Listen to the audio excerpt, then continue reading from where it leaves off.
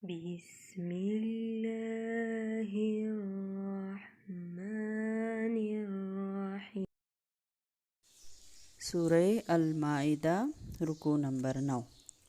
أعوذ بالله من الشيطان الرجيم. بسم الله الرحمن الرحيم. يا أيها الذين آمنوا إيها كسانج إيمان مراوڑے لا تتخذوا الذين اتخذوا دينكم من سيتاسو ها كسانج نولي ديستاسو دين هزوا ولعبا من الذين پټوغو او پلوبو سره د هغه کسانو نه اوتل کتابه چې ورکړی شوی دی ورته کتاب من قبلکم مخکې ستاسو نه والکفار اولیاء او کافران ما جوړوئ دوستان واتقوا الله ان کنتم مؤمنین ویریږئ د الله نه که چرې یئ تاسو مؤمنان واذا نادیتم الى الصلاة اتخذوها هزوا ولعبا او هر کله چې تاسو آواز وکئ مانځه طرف ته نو ونیسي دوی دغه اذان په ټوغو او په لوبو سره ذلک بانهم قوم لا یعقلون دا په وجه دی چې دوی داسې قوم دی چې عقل نه لري قل یا اهل الكتاب هل تنقمون منا ورته ووایه نبي صلی الله علیه وسلم چې ای اهل کتاب آیا تاسو دشمنی کوي زمونږ سره الا مگر په دې خبره ان آمنا بالله چې مونږ ایمان راوړی په الله وما انزل الینا په هغه کتاب باندې چې نازل شوی دی مونږ ته یعنی قرآن وما انزل من قبل او په هغه کتاب چې نازل شوی دی مخکې زمونږ نه یعنی تورات زبور انجیل او صحیفې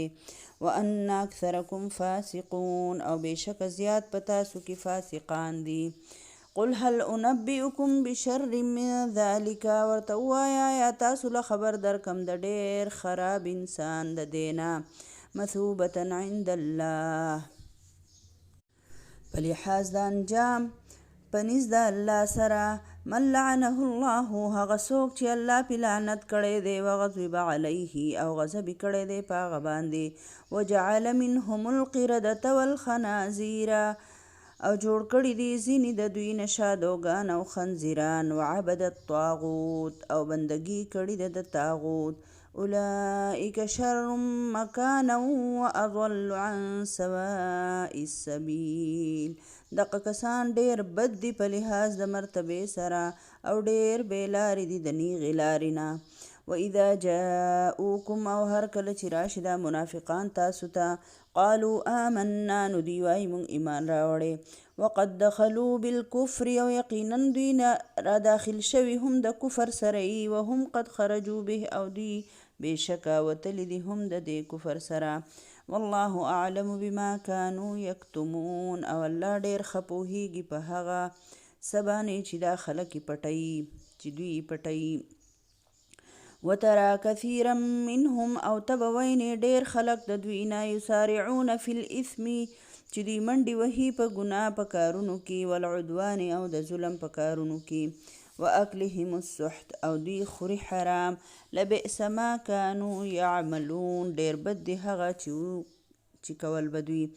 لولا ينهاهم الربانیون والاحبار ولی منع نکړل دوی عالمان او پوهان خلق عن قولهم الاثم د ویلو د دوی د ګناه د خبرونه واکلهم السحت او د خوړلو د حرامونه لبئس ما كانوا يصنعون ډېر بد دی دوی چې ډېر بد دی هغه څیز چې دوی یې کوي وقالت اليهود او وایي یهودیان ید الله مغلوله چې لاس د الله تړلی شوي دي غلت ایدیهم تړلی شوي خو لاسونه د دوی دي ولعنو بما قالوا او په دوی باندې لعنت کړی شوی دی په وجه د دوی د دې خبرو بل یداه مبسوطتان بلکې لاس د الله خو فراخه دی ينفق کیف یشاء خرج کوي څرنګه چې وغواړي هغه ولیزیدن کثیرا منهم او خامخا زیاتی ډېرو خلکو له د دوی نه ما انزل الیک من ربک هغه کلام چې نازل کړی شوی دی تا ته ستا د رب د طرف نه طغیانا و کفره په سرکشۍ سره او په کفر سره والقینا بینهم العداوة او اچولی د مونږه د دوی په منځ کې دشمنی والبغضاء الى یوم القیامه او بغض د ورځې د قیامت پورې کلما اوقدو نارا للحرب هر کله چې بلکې دوی اور د پاره د جنگ اطفأها الله نو مړ کړي هغه الله ویسعون فی الارض فسادا او دوی کوشش کوي په ځمکه کې د فساد کولو والله لا يحب المفسدین الله محبت نه کوي د فساد کوونکي سره ولو ان اهل الكتاب آمنوا او کچری وی دا بشک اهل کتاب چې ایمان راوړی وي واتقوا تقوا اختیار کړی وي لکفرنا عنهم سیئاتهم نو موږ به خامخا لرې کړی وي د دوی نه ګناهونه د دوی ولا ادخلناهم جنات النعیم او خواب موږ دوی داخل کړی وي جنتونو د نعمتونو ته ولو انهم اقاموا التوراة او کچری بشک وي دوی چې قائم کړی وي تورات والانجیل او انجیل وما انزل الیهم من ربهم او هغه چې نازل شوي دي دوی ته د رب د طرف نه لأکلوا من فوقهم نو خامخا به مونږ خوړلی وی په دوی باندې د پاسه د دوی نه ومن تحت ارجلهم او د لاندې د خپو د دوی نه ومنهم امة مقتصده او ځینې د دوی نه څه خلک دي چې انصاف والدي په نیغه لار دي وکثیر منهم ساء ما يعملون او ډیر د دوی نه هغه دي چې بد عملونه کوونکي دي. په دې رکوع کې بیا الله رب العالمین فرمایي چې ای مؤمنانو چې تاسو د اهل کتاب چې تاسو په دین پسې ملنډې کوي ټوغې کوي او کافران اهل کتاب او دا کافران منیسئ تاسو اولیاء په دوستۍ سره. دا حکم الله رب العالمین بار بار فرمایي او د کافرو د منافقو او د اهل کتاب د دوستۍ نه منع وکړلی شوه ځکه چې دا خلک الله فرمایي ستاسو خیرخوا نشي جوړېدی دا ستاسو دشمنان دي او چېرته هم چې داسې مجلس چې تاسو پوهېږئ چې د قرآن په آیتونو پورې په حدیثو پورې ملنډې کېږي او نو تاسو به بالکل د دې خلکو سره نه کښېنئ او که قوت هم طاقت هم نو د دې خلکو د منع کولو کار وکئ او که طاقت هم نه نو بس د دوی سره به بالکل ملګرتیا نه کوئ او د زړه نه خو به هم د دوی سره لکه دا مینه هم نه چې لکه د زړه مینه هم د دوی سره نه. 5 وخته اذان حکم چې راغی پاک نبی صلی الله علیه وسلم به د هر اذان د هر منځ دپاره د اذان حکم وکړو او په زوره باندې به د اشهد الله اله الا الله اشهد ان محمد رسول الله چې دا نمونه کلمې الله اکبر الله لوی دی مشرکینو به هم د الله یووالی نه برداشت کوو او یهودو نصاراو چې هغه به اشهد ان محمد رسول الله صلی الله علیه وسلم کنه چې زه ګواهي کوم چې محمد صلی الله علیه وسلم د الله رسول دی نو د هغو نه به دا خبره نه برداشت کېده نو چې کله به اذان کېدو نو دوی به یا شپیلي وهل یا به شور کوو پخوا خو داسې په تیزه لاوډ سپیکرې نه وې په جوماتونو کې که نه نو دوی مختلف حربې به استعمالولې او د اذان دغه چې دی اواز چې دی هغه به یې ګډوډوو چې څوک یې لکه وانه اوري نو الله رب العالمین دلته د هغوی د دې عمل ذکر کړی دی. خبره دا ده چې مفسرین لیکي وایي په مدینه کې یو عیسایي و نو چې کله به دا کلمه په اذان کې وویلې شوه چې اشهد ان محمد رسول الله صلی الله علیه وسلم نو ده به د ځان سره وی چې قد حرق الکاذب چې دروغجن چې دی نو هغه دې وسوځي تباه شي که نه نو دا خیرې به یې لکه کولی د نبي صلی الله علیه وسلم په حق کې که نه چې لکه دا رښتینی پیغمبر نه دی نعوذ بالله استغفر الله دروغجن دی دا خبره به یې کوله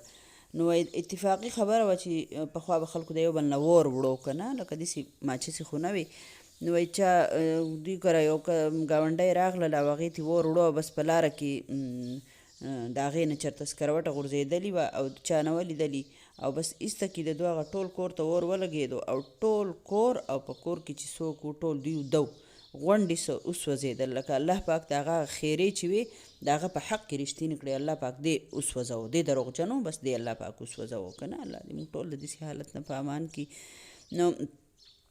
او په بل روایت کې داسې دی چې کله مکه فتح شوه نو نبي صلی الله علیه وسلم چې د جنگ حنین نه واپس را روان نو په لاره کې حضرت بلال رضی الله تعالی عنه اذان شروع کو نو یو څو ځوانانو نو هغوی نقلونه کول چې هغه به څنګه اذان وي الله اکبر الله اکبر نو هغوی به دقه شانتي د هغې نقل به یې کوو نو په دې ځوانانو کې ابو محذوره یو کس و چې ډېر زیات لکه ښکلی اواز یې و، لکه هغه چې دغه یې کوي که نه ځینې خلکو له الله پاک ورکړی د اواز ښایست یې وله ورکړی. نو نبي صلی الله علیه وسلم وایي هغه راوغوښتو وایي چې هغه کس راغی نو د اسلام دعوت یې وله ورکړو. ډېر ښکلی اواز یې و. نو وایي بس الله پاک یې په زړه کې هغه دغه ور واچو محبت د اسلام. او هغه ابو محذوره چې و نو اسلام یې راوړو. نو چې اسلام یې راوړو نو چې څنګه هغه پیښې کولې الله پاک یې هغه پیښې په اصل کې بدل کړی او نبي صلی الله علیه وسلم د مکې مؤذن مقرر کو. او د اذان ډېر ثواب دی. کله چې مؤذن اذان کوي او په څونه کاڼو بوټو دغه باندې مرغو چاته هم د دوی د اواز رسي نو دا ټول به په دې بنده باندې د قیامت په ورځ ګواهي ورکوي. د اذان د په باره کې درته یوه خبره دا وکړمه چې قرآن پاک کې خو اشاره راغلي او نبي صلی الله علیه وسلم د هغې تفصیل بیان کړی. د هر مانځه دپاره چې څومره نن سبا خو جماعتونه ډېر دي نو اذانونه ډېر دي که نه، لکه د هر مانځه دپاره سم 9 اذانونه مونږ هورو. نو د هر مانځه دپاره د یو اذان جواب ورکول چې دی هغه په یو مسلمان باندې لازم ده. هله چې دا د څلوېښتۍ بیماره نه یا د مونځ نه کوي که نه، ماهانه بیماره نه چې بیماره یې مونځ نه کوي نو که بیا جواب ورنه کړي نو خیر دی، او که نه ورکړي نو ګناه پکې نشته، ثواب یې کېږي ځکه چې عادت یې بدل نه شي که نه. نو د هر مانځه دپاره د یو اذان جواب ورکول لازمي دي. نو هغه څنګه اذان جواب څه ته وایي چې هغه څنګه الله اکبر الله اکبر وایي نو ته به هم وایي چې الله اکبر الله اکبر. مؤذن به وایي اشهد ان لا اله الا الله، ته به هم وایي چې اشهد ان لا اله الا الله. چې هغه وایي اشهد ان محمد رسول الله نو ته به ورسره وایي صلی الله علیه وسلم، او بیا به پسې وایي چې اشهد ان محمد رسول الله صلی الله علیه وسلم.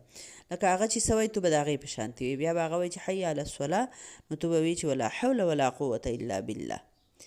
دا څلور واڼه چې حی علی الصلاه حی علی الصلاه حی علی الفلاح حی علی الفلاح نو ته به جواب دا ورکړې ولا حول ولا قوة الا بالله ولا حول ولا قوة الا بالله. بیا به هغه وایي الله اکبر الله اکبر نو تاسو به هم وایئ چې الله اکبر الله اکبر لا اله الا الله لا اله الا الله. بیا به اللهم رب هذه الدعوة التامه دغه دعا ده بیا پسې ووایئ، درود شریف هم ویلی شئ. ټیک شو. خو کله چې هغه د سحر په مانځه کې الصلاة خیر من النوم ووایي نو تاسو به وایئ صدقت وبررت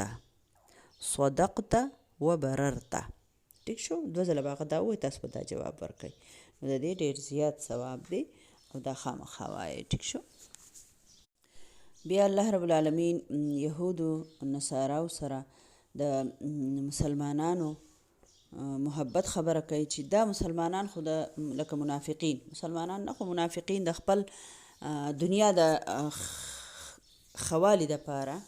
لکه دا سوچ کوي چې چېرته که دوی را غالب راشي، د دوی حکومت راشي چې زموږ پکې برخه وي، چې موږ سره دشمني نه وي، موږ د وطن نه ونه باسي، نو د دې دپاره دوی د دوی سره دوستانه کوي. حالانکې حق خدا دی چې موږ ټول کتابونه منو. موږ تورات منو چې د الله کتاب دی، موږ موسی علیه السلام منو د الله پیغمبر دی، موږ عیسی علیه السلام منو، موږ انجیل منو، موږ ابراهیم علیه السلام منو، موږ ټول پیغمبران منو. الحمدلله د نبی صلی الله علیه وسلم امتی د قرآن کې دا ذکر راغلی، ځکه هم په ایمان راوړی دی که نه، او د عمل دپاره الله پاک قرآن راکړی دی. خو د دې بدنصیب خدا حال دی چې دوی خو په هغه خپلو کتابونو باندې ایمان نه راوړي، عمل پې نه کوي. او الله پاک ورته فرمایي چې ځکه خو ستاسو نه شادوګان او خنزیران الله پاک جوړ کړي او تاسو د طاغوت بندگی کوله، د وخت سرکش طاقتونو سره دوی ملګري وو که نه. نو بیا الله رب العالمین فرمایي چې په دوی کې ډېر په دې یهودیانو کې داسې خلک دی چې هغې حرام کوي، ګناه کوي، زیاتې کوي، ظلم کوي. او الله فرمایي ولې د دوی د عالمان او راهبان او د کم پوهه خلک چې وو نو دوی د خلک ولې نه منع کوي؟ په خپله په کار ده چې دوی د خپل قوم د بدۍ نه منع کولی، نو الټه دوی چې دی نو د هغوی نه د حرام پیسې وصولولې او غلط کارونه یې کول. او بیا چې د الله د طرف نه پې ازمایښتونه راغلل، الله پاک پې دنیا راتنګه کړه، نو بیا به یې ویې ید الله مغلوله، د الله لاس تړلی شوي به. مخکې الله پاک په موږ له دا راکول، موږ ښکلی ژوند تېروه، اوس چې دی نعوذ بالله نعوذ بالله څه به یې ویې الله پاک دغه شوی دی، بخیله شوی دی، وایي اوس موږ له نه راکوي. الله ورته فرمایي چې زما لاس فراخه دي، د الله لاس فراخه دي، الله هر چا له ورکړه کوي، خو ازمایښونه الله پاک په هر چا باندې راولي. ځینې خلکو دا خیال دلته خو د یهودو په باره کې الله رب العالمین د دوی هغه کاروبارونه او هغه هر څه الله پاک ختم کړل او نبي صلی الله علیه وسلم او صحابو له الله پاک کامیابي ورکړله. خو دلته دا خبره ده چې که الله فرمایي که دوی ایمان راوړی وي دې اهل کتابو نو څه چل به شوی وي. الله پاک په دوی باندې د بره نه هم رزق راورولی وي او د لاندې نه به هم د دوی د خپو نه مطلب بارانونه به راشوی وي، د دوی کاروبارونه به، د دوی پټي فصلونه باغونه به الله پاک ښایسته کړي. او بیا الله فرمایي ځینې داسې هم شته چې هغوی پکې ټیک دي. پکې په یهودیانو کې ځینې چې هغوی ایمان راوړه په نبي صلی الله علیه وسلم باندې، نو هغوی دنیا ښایسته شوه او هغوی آخرت ښایسته شو. خو دا د انسان خپله کمزوري د بدنصیبي ده چې پوهېږي نه. او باقي دا خبره چې په دنیا کې د ځین چا رزق ډېر تنګي او هر څه ته لاس ورهچوي او هغه لاس یې لکه نه فراخه کېږي، لکه رزق یا ورته نوکري نه میلاویږي یا دوکان کاروبار کوي چې په هغې کې ورته ګټه نه میلاویږي، یا داسې بنده وایي چې داسې چل دی، نو بس بیا به درته فلانکی وایي چې دونه زره ده له پلانکې دغه ووایه دعا ووایه، دونه پته نشته څه د ځانه ختمونه او طریقې او دغه به راوباسي، هغه به درته وایي چې داسې وکړه. قرآن و حدیث کې به هېڅ ثبوت نه، نو بس تا به بیا په بل کار باندې اخته کړي. ستا سوچ به صرف دغه یو شي، نور به د دنیا د الله تعالی په قرآن عمل، د هغې دپاره خپل د ځان اصلاح کول، دا هر څه به ستا نه وځي. حرام به کوئ، غیبت به کوئ، هر ناروا به کوئ، خو چې بس زما دغه فراخه شي ابه فالګر لم ځي او هر څه له به ځي، خو چې ماله رزق فراخه شي، زما د زوی نوکري وشي، زما د خاوند کاروبار روان شي، یا د نبی صلی الله علیه وسلم حدیث مفهوم دی. په دنیا کې د ټولو نه آسان ازمایش دا دی چې ستا د مال کمی، د رزق کمی دی، دا د ټولو نه آسان ازمایش دی. څونه ښکلې خبره ده که نه. مونږ په ځان باندې کله کله داسې دغه راسور کړی، نو دومره ټینشن هم نه دی اخیستل پکار. الله پاک د خپل د رزق وعده کړې ده چې مونږ په ټیک طریقه سره د حلالو کار کوو. الله دې زموږ د ټولو په مال کې برکت واچوي. الله دې موږ د محتاجي مالي بدني محتاجۍ نه په امان کړي. خو د دې دپاره قرآن ویل، په قرآن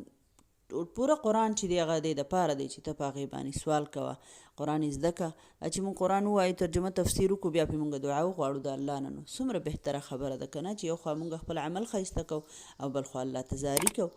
نو انشاءالله الله پاک زموږ د ټولو هره بنده مخه چې دا هغه به روانه کړي. الله دې زموږ د ټولو دعاګانې قبول کړي. د نبي صلی الله علیه وسلم دا طریقه وه، بس دعا به یې غوښته، نو موږ به هم دعاګانې غواړو انشاءالله. الله به یې راله قبله